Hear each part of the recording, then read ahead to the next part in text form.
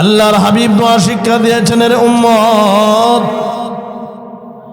যখন রজব মাস চলে আসবে মহান আরশের মালিক রব্বুল আলামিনের দরবারে দোয়া করো, আল্লাহ রজব এবং শাবান মাসে আমাদেরকে বরকত দান করো আর আমাদেরকে রমজান পর্যন্ত পৌঁছায়া দাও। আল্লাহু আকবার বলেন।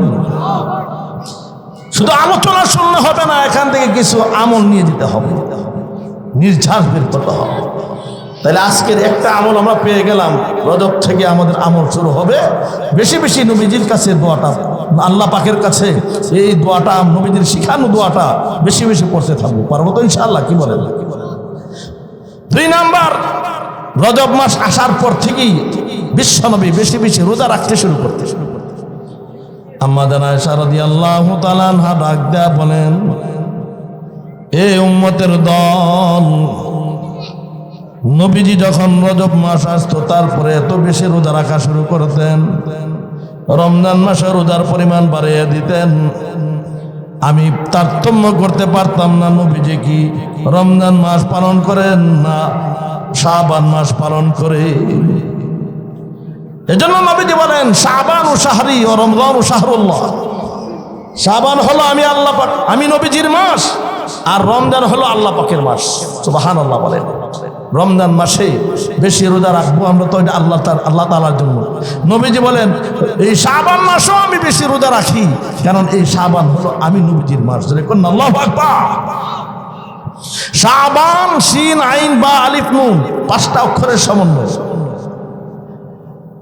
এর অর্থ হলো বিস্তৃত হয়ে যাওয়া। ওই মাসে আল্লাহ পাকের রহমত দুনিয়ার মধ্যে ছড়িয়ে পড়ে। তাহলে এই শাবান মাস, রমজান মাস আমাদের মাথার উপরে আছে না নাই? কি বলেন? তাহলে এই মাস থেকে আমাদের আরেকটা আমল, 2 নাম্বার আমল হলো বেশি বেশি রোজার আমল শুরু করে দিতে হবে। তবে এটাও খেয়াল রাখতে হবে, এত বেশি নফল রোজা যেন না রাখে। নফল রোজা রাখতে রাখতে একবারে ক্লান্ত হয়ে পড়ে আর রমজান মাসে গিয়ে অসুস্থ হয়ে পড়ে, সেটাও বিবেচনা রাখতে হবে। মানে মাসে 3টা অথবা সপ্তাহে 2-1টা রোজা রাখা, যেন আমি এবার রোজা রাখতে রাখতে যেন আমি টায়ার্ড না হয়ে যাই, রমজানের জন্য আমার জন্য প্রস্তুতি থাকে। এখন এই মাস থেকে রোজা রাখা শুরু করে দিলে তখন আমার রমজান মাসের রোজাগুলো ইজি হয়ে যায়। وسراجا منيرا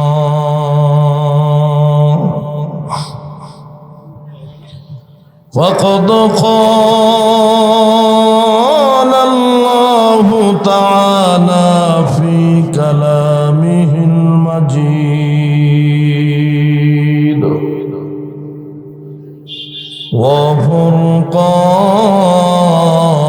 وفرقانه الحميد.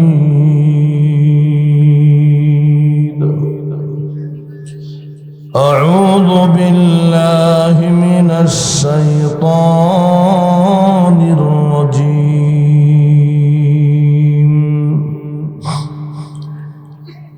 بسم الله الرحمن الرحيم.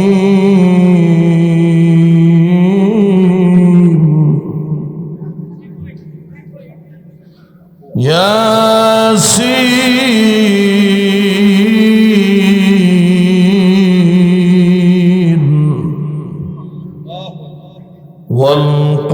والقرآن الحكيم.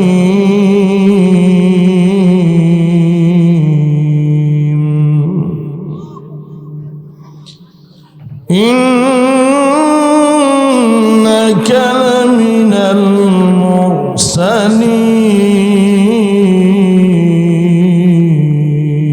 المرسلين على صراط مستقيم.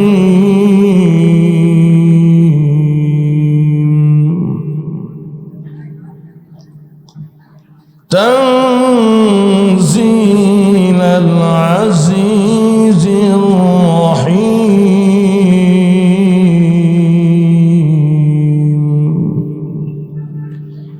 وقال تعالى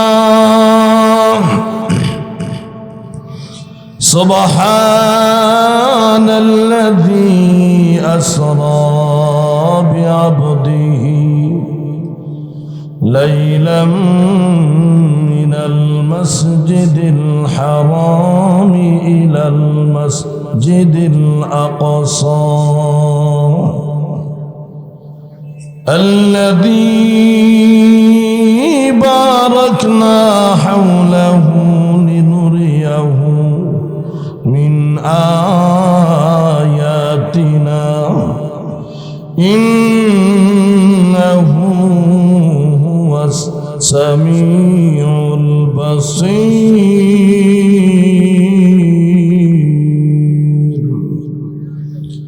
بارك الله لنا ولكم في القرآن العظيم ونفعنا وإياكم بالآيات والذكر الحكيم. وعن أبي هريرة رضي الله تعالى عنه قال قال النبي صلى الله عليه وسلم القرآن شافع مشفع وماحل مصدق من جعله أمامه قاده إلى الجنة ومن جعله خلف ظهره ساقطه في النار. وقال النبي صلى الله عليه وسلم من قرأ حرفا من الكتاب فله حسنة والحسنة بعشر أمثالها لا أقول ألف لام ميم حرف بل ألف حرف ولام حرف وميم حرف أو كما قال عليه الصلاة والسلام. সকলে মুহাব্বতের সাথে বিশ্বনবীর উপর দরুদ ইব্রাহিম করেন। আল্লাহুম্মা সাল্লি আলা মুহাম্মাদিন ওয়া আলা আলি মুহাম্মাদ কামা সাল্লাইতা আলা ইব্রাহিম ওয়া আলা আলি ইব্রাহিম إنك حميد مجيد. اللهم بارك على محمد وعلى آل محمد كما باركت على إبراهيم وعلى آل إبراهيم إنك حميد مجيد. يا إلهي देखा दे हमें दियारे मदीना या इलाही बना दे हमें गुबारे मदीना बलगल उला بكماله كشف الدجى بجماله حسنت جميع خصاله صلوا عليه وآله لا إله إلا الله لا إله إلا الله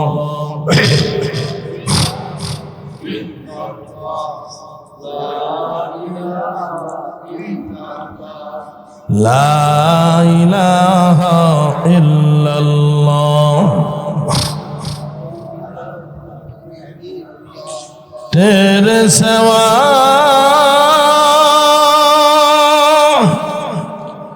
माबूद हकीकी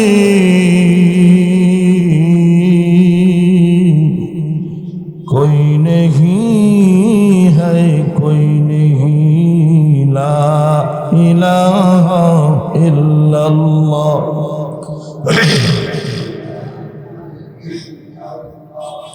ला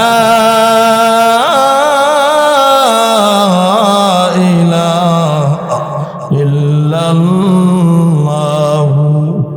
मुहम्मदुर रसूलुल्लाह सल्लल्लाहु अलैहि वसल्लम। अल्लाहु हादिरी अल्लाहु नादिरी अल्लाहु शाहिदी अल्लाहु माई। चरशबुद्दी ईदगाह कब्रस्तान तालिमुल कुरान यतीमखाना মাদ্রাসা ও মসজিদের উদ্যোগে 3 দিন ব্যাপী 22তম বার্ষিক ইসলামী মহাসম্মেলনের আজ দ্বিতীয় দিবস। অধ্যকার ইসলামী মহাসম্মেলনের অত্যন্ত শ্রদ্ধাভাজন সম্মানিত সভাপতি জনাব হাজী সুলাইমান খান মাসুদ, আজকের মাহফিলের সম্মানিত প্রধান অতিথি জনাব জাহাঙ্গীর আলম বাদল ভাই, আজকের মাহফিলের প্রধান মেহমান জনাব হাজী হারুন আর রশিদ সাহেব, বিশিষ্ট ব্যবসায়ী লন্ডন, সম্মানিত উদ্বোধক, বিশেষ মেহমান আর অন্যান্য অতিথিবৃন্দ, নাহায়াত কাবিল হেতেরাম, জাতির কর্ণধার, জাতির মাথার মুকুট, জাতির আধ্যাত্মিক রাহবর মুআজ্জাজ মুকাররম হযরত উলামায়ে কেরাম, পিতৃতুল্য মুরব্বিন আযম, প্রাণপ্রিয় কলিজার টুকরা আমার যুবক বন্ধুরা, স্কুল কলেজ মাদ্রাসার স্নেহের ছাত্র বাবারা, কচি কাঁচা নিষ্পাপ সন্তানতুল্য সোনামণিরা, পর্দার আড়ালে আলোচনা শ্রবণরতা অসংখ্য অগণিত মায়ের জাতিরা, যারা আজকের আলোচনা শোনার জন্য চাতক পাখির মতো আজকের মাহফিলে অবস্থানরত আছেন। মহান আরশের মালিক রব্বুল আলামিনের আলিশান দরবারে অসংখ্য অগণিত শুকর, যে মালিক আমাদেরকে দয়া করে মায়া করে এই পবিত্র মাহে রজবে এক বরকতময় রজনীতে কোরআনের আকর্ষণ নিয়ে, রাসূলের প্রেম নিয়ে, মহান আল্লাহ পাকের ভয় নিয়ে, উলামায়ে কেরামের ভালোবাসা নিয়ে চাতক পাখির মতো আজকের এই মাহফিলে কোরআনের মধুকে আহরণ করার জন্য এক ঝাঁক কোরআনের মৌমাছিকে আজকের মাহফিলে অংশগ্রহণ করার তৌফিক দান করেছেন। সকলেই অন্তরস্থল থেকে সে মহান মালিক রব্বুল আলামিনের দরবারে কালিমাতুশ শুকর আদায় করে নিয়ে সকলে বলি আলহামদুলিল্লাহ। আমি আবারও অনুরোধ করব, যে সকল ভাইরা দাঁড়িয়ে আছেন, গেটের আশেপাশে দাঁড়িয়ে আছেন, কোরআনের আদব রক্ষার্থে আজকের মাহফিলের সম্মানার্থে কেউ দাঁড়িয়ে থাকবো না, সবাই আজকের মাহফিলকে সৌন্দর্যমণ্ডিত করে তুলব। আমরা যদি আজকে কোরআনের মাহফিলকে সৌন্দর্য করি, আল্লাহ মহান আল্লাহ রব্বুল আলামিন আমাদের জান্নাতকে সুন্দর করে দেবেন। কথা ঠিক না ঠিক যারা বলেন। তাইলে আসুন আমার ভাইরা, প্রাসঙ্গিক আলোচনার দিকে না গিয়ে মূল আলোচনার দিকে ঢুকে পড়ব।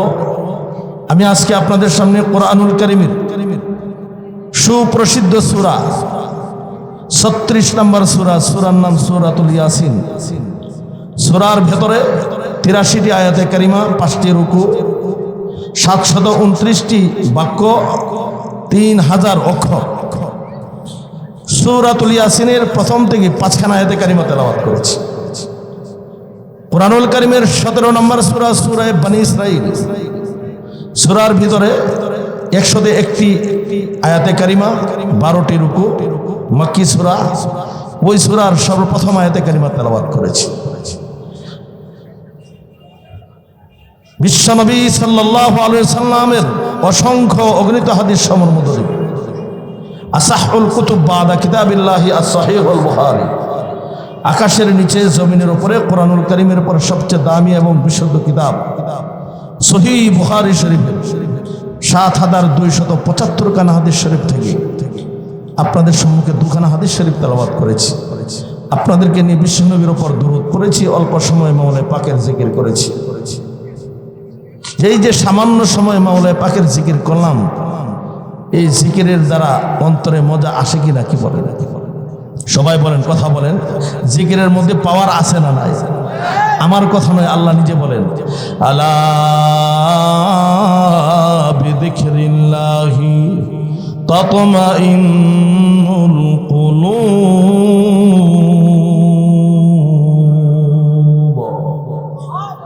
আল্লাহ বলেন, হে জগতের মানুষ, জেনে রাখো আল্লাহ পাকের জিকিরের ভেতরে অন্তরের প্রশান্তি রয়েছে, অন্তরের খোরাক আছে, অন্তরের ঔষধ জিকিরের ভিতরে। মানুষ যখন একটা গুনাহ করে তার দিলের ভিতরে, কলবের মধ্যে একটা কালো স্পট পড়ে যায়, আর যখন জিকিরের ধাক্কা লাগায় এক একটা স্পট উঠতে থাকে। আল্লাহু আকবার বলেন। আল্লাহর ওলি হুসাইন আহমদ মাদানী রাহমাতুল্লাহি আলাইহি এক্সাম্পল দিয়েছেন, এ জগতের মানুষ, আটলান্টিক মহাসাগরের পাশে যদি একটা লবণের পাহাড় থাকে, আর ওই সাগর থেকে কিছুক্ষণ পর পর যদি একটা ঢেউ এসে লবণের পাহাড়কে আঘাত করতে থাকে, কিছুক্ষণ পর লবণের পাহাড়ের অস্তিত্ব আর তালাশ করে পাওয়া যাবে না। আল্লাহর ওলি হুসাইন আহমদ মাদানী রাহমাতুল্লাহি আলাইহি ডাক দেয়া বলেন, এ পৃথিবীর মুসলমান, তোমার আমলনামার ভিতরে যদি পাহাড় পরিমাণ গুনাহ জমে যায়, আর তুমি যদি আল্লাহর জিকিরের ঢেউ লাগাইতে থাকো, যেমনি আটলান্টিক মহাসাগরের ঢেউয়ের সাথে লবণের পাহাড়ের অস্তিত্ব নিমিশে গেল, ঠিক তেমনি ভাবে তোমার জিকিরের ঢেউয়ের সাথে তোমার পাপের পাহাড় নিমিশ হয়ে যাবে, ফিনিশ হয়ে যাবে। যারা বলেন আল্লাহু আকবার। আমার ভাইজান, এই মাস পবিত্র মাহে রজব, রজব মাস। রজব মাস আসলো মানে মুমিনের নাকের মধ্যে রমজানের ঘ্রাণ লেগে গেছে, কথা ঠিক না? এই জন্য নবীজি দোয়া শিক্ষা দিয়েছেন, আল্লাহুম্মা বারিক লানা ফি রজব ওয়া শাবান ওয়া বাল্লিগনা রমাদান। আল্লাহর হাবিব দোয়া শিক্ষা দিয়েছেন, এর উম্মত, যখন রজব মাস চলে আসবে, মহান আরশের মালিক রব্বুল আলামিনের দরবারে দোয়া করো, আল্লাহ রজব এবং শাবান মাসে আমাদেরকে বরকত দান করো, আর আমাদেরকে রমজান পর্যন্ত পৌঁছায়া দাও। আল্লাহু আকবার বলেন। শুধু আলোচনা শুনলে হবে না, এখান থেকে কিছু আমল নিয়ে যেতে হবে, নির্ঝাস বের করতে হবে। তাহলে আজকের একটা আমল আমরা পেয়ে গেলাম, রজব থেকে আমাদের আমল শুরু হবে। বেশি বেশি নবীজির কাছে দোয়াটা, আল্লাহ পাকের কাছে এই দোয়াটা, নবীজির শিখানো দোয়াটা বেশি বেশি পড়তে থাকবো, পারবো তো ইনশাআল্লাহ? কি বলেন? 2 নাম্বার, রজব মাস আসার পর থেকেই বিশ্বনবী বেশি বেশি রোজা রাখতে শুরু করতে। আম্মা জানা আয়েশা রাদিয়াল্লাহু তাআলা আনহা ডাক দেয়া বলেন, এ উম্মতের দল, নবীজি যখন রজব মাস আসতো তারপরে এত বেশি রোজা রাখা শুরু করতেন, রমজান মাসে রোজার পরিমাণ বাড়িয়ে দিতেন। আমি তারতম্য করতে পারতাম না, নবীজি কি রমজান মাস পালন করেন না শাবান মাস পালন করে। এজন্য নবীজি বলেন, শাবান ও শাহরি ও রমজান ও শাহরুল্লাহ। শাবান হলো আমি আল্লাহ পাক, আমি নবীজির মাস, আর রমজান হলো আল্লাহ পাকের মাস। সুবহানাল্লাহ বলেন। রমজান মাসে বেশি রোজা রাখবো আমরা, তো এটা আল্লাহ তাআলার জন্য। নবীজি বলেন, এই শাবান মাসেও আমি বেশি রোজা রাখি, কারণ এই শাবান হলো আমি নবীজির মাস। আল্লাহু আকবার। শাবান, শিন, আইন, বা, আলিফ, নুন, 5টা অক্ষরের সমন্বয়। এর অর্থ হলো বিস্তৃত হয়ে যাওয়া। ওই মাসে আল্লাহ পাকের রহমত দুনিয়ার মধ্যে ছড়িয়ে পড়ে। তাহলে এই শাবান মাস, রমজান মাস আমাদের মাথার উপরে আছে না নাই? কি বলে? তাহলে এই মাস থেকে আমাদের আরেকটা আমল, 2 নাম্বার আমল হলো বেশি বেশি রোজার আমল শুরু করে দিতে হবে। তবে এটাও খেয়াল রাখতে হবে, এত বেশি নফল রোজা যেন না রাখে নফল রোজা রাখতে রাখতে একবারে ক্লান্ত হয়ে পড়ে আর রমজান মাসে গিয়ে অসুস্থ হয়ে পড়ে, সেটাও বিবেচনা রাখতে হবে। মানে মাসে 3টা অথবা সপ্তাহে 2-1টা রোজা রাখা, যেন আমি এবার রোজা রাখতে রাখতে যেন আমি টায়ার্ড না হয়ে যাই, রমজানের জন্য আমার জন্য প্রস্তুতি থাকে। এখন এই মাস থেকে রোজা রাখা শুরু করে দিলে তখন আমার রমজান মাসের রোজাগুলো ইজি হয়ে যায়। কথা ঠিক না ঠিক? আর নাই হঠাৎ করে রমজান মাসে রোজা রাখলে আমার কাছে আনইজি ফিল হবে, মনে হবে জানে আমি টায়ার্ড হয়ে যেতেছি, আমার কাছে এরকম ভাবে অস্থিরতা অনুভব হবে, মানুষ ফিট হয়ে যাবে, নার্ভাস হয়ে যাবে। কথা ঠিক না বেঠিক যারা বলে। আর কিছু নফল রোজা জীবনের পুঁজি রাখার দরকার আছে। কিয়ামতের কঠিন ময়দানে মহান আল্লাহ রাব্বুল আলামিন বনি আদমের নেকের পাল্লাগুলো যখন মাপ দিবেন,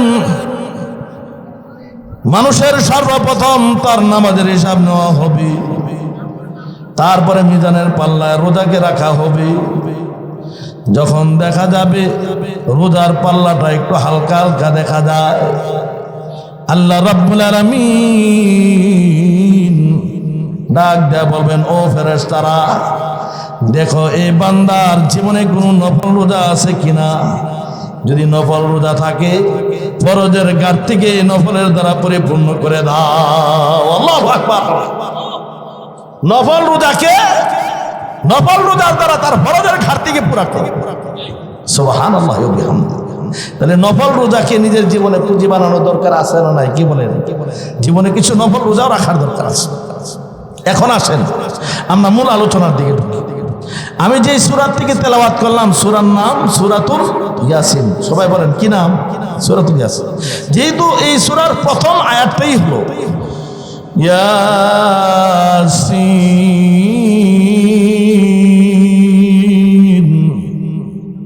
এই জন্য সূরার নাম হলো সূরাতুল ইয়াসিন। এটাকে তাফসীরের ভাষায় বলা হয় তাসমিয়াতুল কুল বিসমিল জুজ, অংশ বিশেষ সূরার নামকরণ করা হয়েছে। জোরে দাও।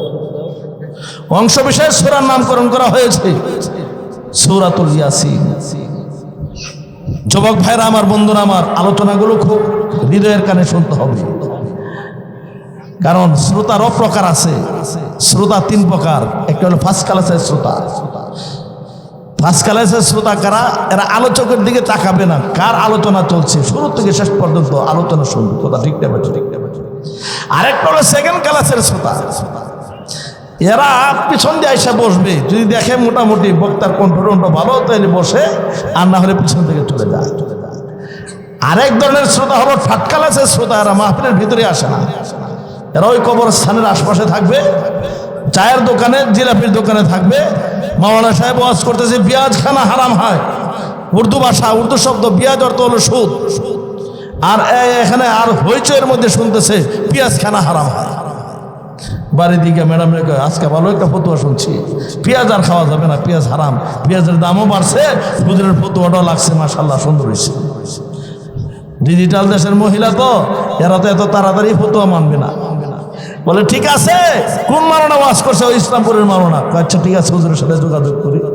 যোগাযোগ করলে হুজুর বলবেন কি, আরে না, আমি তো বলছি পেঁয়াজ খানা হারাম হয়, সুদ খাওয়া হারাম। হুজুর ওয়াজ ঠিক করছে না বেঠিক করছে? কিন্তু কিছু ঝিমায়ে জামায়ে শুনছে, আর না হয় ওই চায়ের দোকানে জিলাপির দোকানে হইচয়ের মধ্যে শুনছে, এখন পেঁয়াজ শুনছে। ঝামেলা হয়েছে না হয়েছে? কি বলে? এর জন্য আমরা ফার্স্ট ক্লাস হবো না থার্ড ক্লাস হবো? জোরে বলেন, সবাই বলেন। এটা একটা ক্লাস। আমি কিন্তু আপনাদেরকে ক্লাস অনুযায়ী, আমরা মাদ্রাসায় পড়ায় অভ্যাস, তো ক্লাস নিয়ে অভ্যাস। এই জন্য ক্লাস অনুযায়ী, যেমন আমি সবক দিতেছি, প্রত্যেকটা বক্তা যতক্ষণ আলোচনা করে ওনারা হলেন উস্তাদ, আমরা যারা শ্রোতা আমরা হলাম অল্প সময়ের জন্য ছাত্র। এটা 4-5 ঘন্টার এটা মাদ্রাসা। যদি কারো প্রয়োজন হয় উঠার, তাইলে পারমিশন ছাড়া উঠা যাবে না। যদি পেশাবের দরকার হয় 1 আঙ্গুল দেখাবেন, আমি বুঝবো ওনার ডায়াবেটিসের রোগ আছে, যার কারণে ওনার ঘন ঘন পেশাব ওনার যাইতে হবে, আর না হলে ঝামেলা আছে, সমস্যা। আর যদি টয়লেটে যাওয়ার দরকার হয় 2 আঙ্গুল দেখাবেন, এছাড়া 3 নম্বর আঙ্গুল দেখানোর কোনো সুযোগ নাই। একসাথে 10 আঙ্গুল আল্লাহরে দেখায়া মোনাজাতের মাধ্যমে আমরা একসাথে বিদায় হব। রাজি আছি ইনশাআল্লাহ? কি বলেন ভাইরা আমার, বন্ধুরা আমার, এই যুবকগুলোর বসায় দেন, এই ছেলেগুলোর বসায় দেন, এই ছেলেরা বসায় বসো, এই তোমরা বসো। আমার ভাইজান আসুন, আমি সূরাতুল ইয়াসিনের শুরু থেকে 5খানা আয়াতে কারিমা তেলাওয়াত করেছি। এই সূরাটার অনেকগুলো নাম। এই সূরার আরেক নাম হলো সূরাতুল মুআম্মা। মুআম্মা অর্থ হলো ইহজগৎ পরজগতের সফলতা। এই সূরার ভিতরে ইহজগৎ পরজগতের সফলতা রয়েছে। যারা বলেন আল্লাহু আকবার। এই সূরার আরেক নাম হলো সূরাতুল কাজিয়া। কাজিয়া অর্থ হলো এটা সমস্ত হাজতকে প্রয়োজনকে মিটায় দেয়। এই সূরার আরেক নাম হলো সূরাতুদ দাফিআ। এটা সমস্ত বিপদ আপদ থেকে মানুষকে প্রতিহত করে, মানুষকে বিপদ আপদ থেকে হেফাজত করে, সমস্ত বিপদ আপদ থেকে প্রত্যাখ্যান করে দেয়, প্রতিহত করে দেয়। এই জন্য সূরার নাম হলো সূরাতুদ দাফিআ। আর যেহেতু সূরার সর্বপ্রথম হলো ইয়াসিন, এই জন্য এই সূরার আরেক নাম হলো সূরাতুল ইয়াসিন।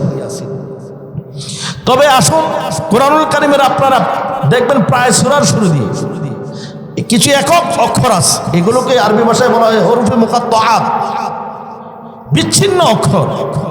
এই সমস্ত অক্ষরগুলোর অর্থ, মানা, মতলব, উদ্দেশ্য একমাত্র কেবলমাত্র আল্লাহ ছাড়া পৃথিবীর কেউ জানে না। এগুলো হলো চ্যালেঞ্জের হরফ। পৃথিবীর কোন মুফাসসির এর অর্থ জানে না। আলিফ লাম মিম, সমস্ত মুফাসসির তাফসীর করেন আল্লাহু আ'লাম বিমুরাদি। এর অর্থ, ব্যাখ্যা, বিশ্লেষণ একমাত্র আল্লাহ ছাড়া পৃথিবীর কেউ জানে না। তাইলে বোঝা যায় আমার ভাইজান, কোরআনের কিছু অক্ষর আছে এমন যার অর্থ পৃথিবীর কেউ জানে না। কিন্তু নবীজি বলেন, মান কারা হরফাম মিনাল কিতাব ফালাহু হাসানা ওয়াল হাসানাতু বিআশরি আমসালিহা। যদি কোরআনের এক একটা অক্ষর কেউ তেলাওয়াত করে, আল্লাহ 10টা করে নেকি দান করেন। জোরে করে আল্লাহু আকবার।